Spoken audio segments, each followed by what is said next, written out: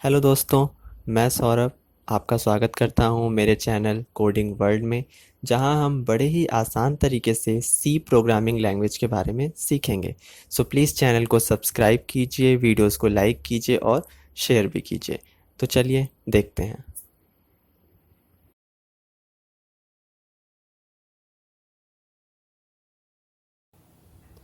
Hello friends, तो आज हम सी प्रोग्रामिंग लैंग्वेज का दूसरा प्रोग्राम देखेंगे।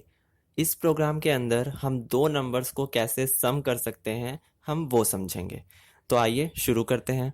तो सबसे पहले हमें अपने प्रोग्राम को लिखने के लिए सबसे पहले हमें हेडर फाइल्स को डिक्लेयर करना होता है। तो हेडर फाइल लिखने से पहले हमें हैज़ इंक्लूड लिखना होता है।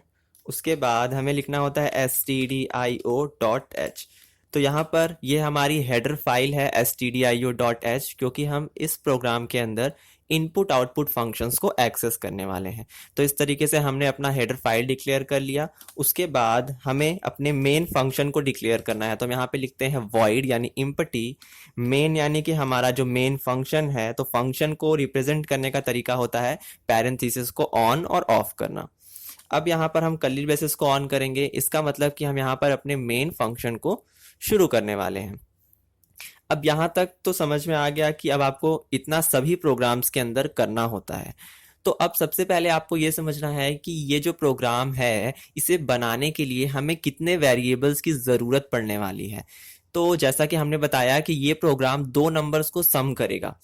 अब सबसे पहले आपको ये पता होना चाहिए कि वो जो दो नंबर हैं वो कहाँ रखे जाएंगे, कैसे रखे जाएंगे और किस टाइप की डेटा में रखने जाएंगे। तो हमें पहले ये समझना है कि यूज़र किस प्रकार की डेटा देगा।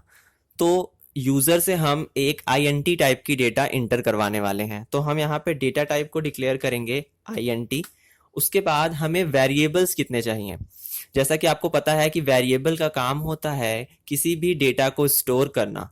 तो वेरिएबल यहाँ पर यूज़र द्वारा दी गई डेटा को स्टोर करेगा। तो डेटा को स्टोर करने के लिए दो नंबर्स को जोड़ना होगा। तो दो नंबर जब जुड़ेंगे तो इसका मतलब हमें दो वेरिएबल्स की ज़रूरत पड़ेगी।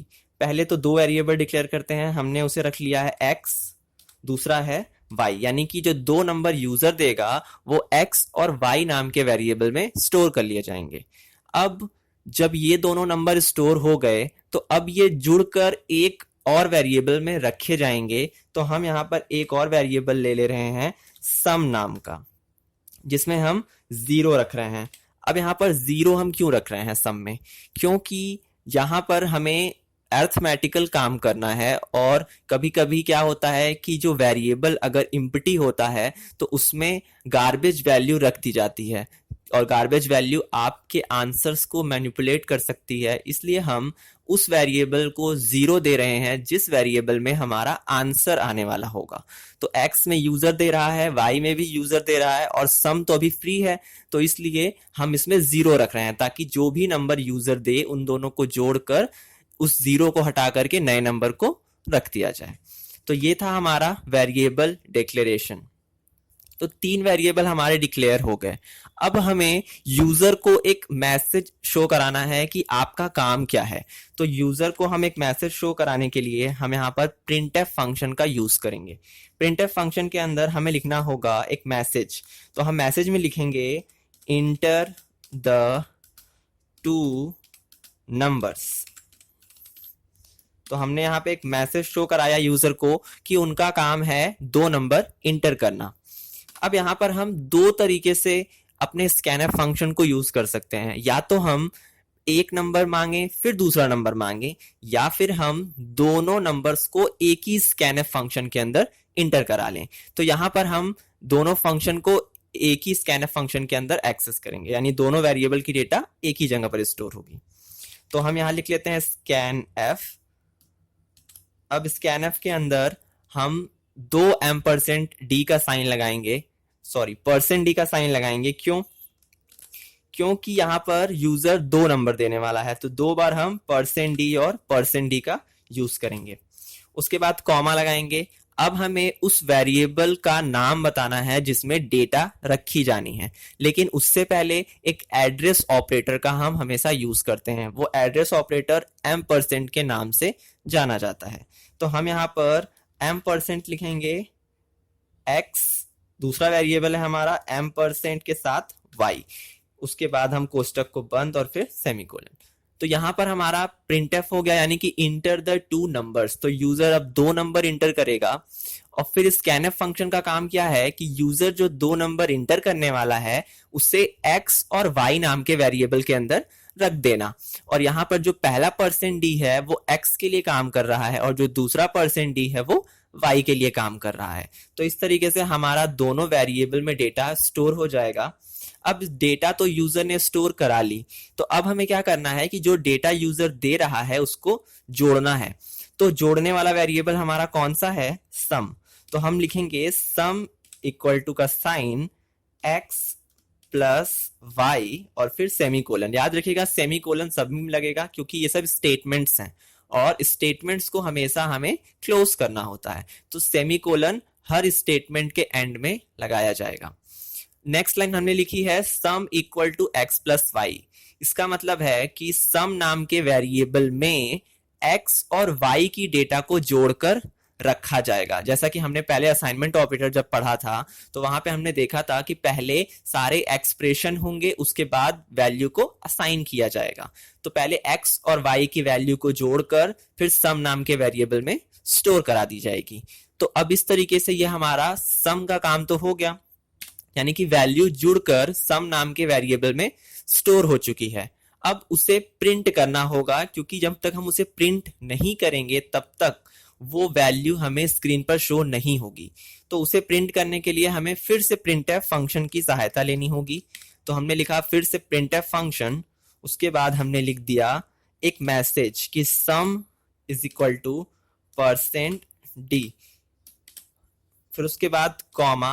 अब हमें किस वेरिएबल की वैल्यू प्रिंट करनी है? वो है सम। सम नाम के वेरिएबल की वैल्यू को हमें प्रिंट करना है और उसके बाद यहाँ पर हमें कर्ली ब्रेसेस। अब यहाँ पर जो आप प्रिंटफ देख रहे हैं सम के नीचे, यानी ये वाला जो प्रिंटफ है, यहाँ पर जो प्रिंटफ है इसका काम है कि जो सम नाम के वेरिएबल के अंदर वैल्यू है उसे प्रिंट कराना। तो यहाँ पर हमने डबल कोट्स के अंदर सम इक्वल टू का साइन और %d लिखा है।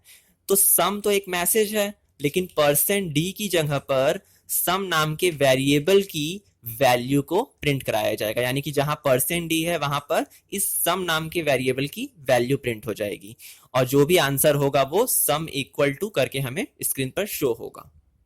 तो इस तरीके से आप अपने एक प्रोग्राम में दो नंबर्स को जोड़ सकते हैं। तो ये एक मेथड था जोड़ने का। अब हम इसे रन कर देख लेते हैं किस तरीके से ये प्रोग्राम रन करेगा। तो ये हमारा प्रोग्राम हो गया रन। अब इंटर द टू नंबर्स। अब आप देख सकते हैं कि एक मैसेज शो हो रहा है कि इंटर द टू नंबर्स। तो हम अब पहला नंबर इंटर करते हैं। तो हमने दे दिया मान लीजिए 10, फिर इंटर किया। अब हमें दूसरा नंबर इंटर करना है, तो दूसरा नंबर हमने 5 दे दिया। अब जैसे ही हम इंटर बटन को प्रेस करेंगे तो ये हमें वापस से सोर्स कोड पर लेकर जाएगा। अब हमें आंसर देखने के लिए अल्ट के साथ F5 को प्रेस करना होगा। जैसा कि हमने लास्ट वीडियो में भी बताया था आपको कि कंपाइल तो हो गया, अब हमें आंसर देखने के लिए अल्ट के साथ F5 प्रेस करना है। तो आप देख सकते हैं कि सम इक्वल टू 15 आपके सामने शो हो रहा है। इसका मतलब कि पहला नंबर जो कि 10 था और दूसरा नंबर जो कि 5 था, वो दोनों जुड़कर सम नाम के वेरिएबल के अंदर रख दिए गए और फिर उस वैल्यू को प्रिंट कर दिया गया। तो आपके सामने क्या दिख रहा है? Sum equal to 15। अब आप कोई भी बटन प्रेस करेंगे तो आप बाहर आ सकते हैं। एक बार और इस प्रोग्राम को देख लेते हैं। तो हम इसे रन करते हैं, फिर आपको enter the two number show हो रहा है। फिर हम अपना नेक्स्ट नंबर दे देते हैं 10, फिर नेक्स्ट नंबर दे देते हैं 10, फिर हम इंटर करते हैं। अब आंसर को देखने के लिए हमें अल्ट के साथ F5 प्रेस करना है। तो 10 और 10 की वैल्यू जोड़ करके आ गई 20। अब फिर हम बाहर चले जाते हैं।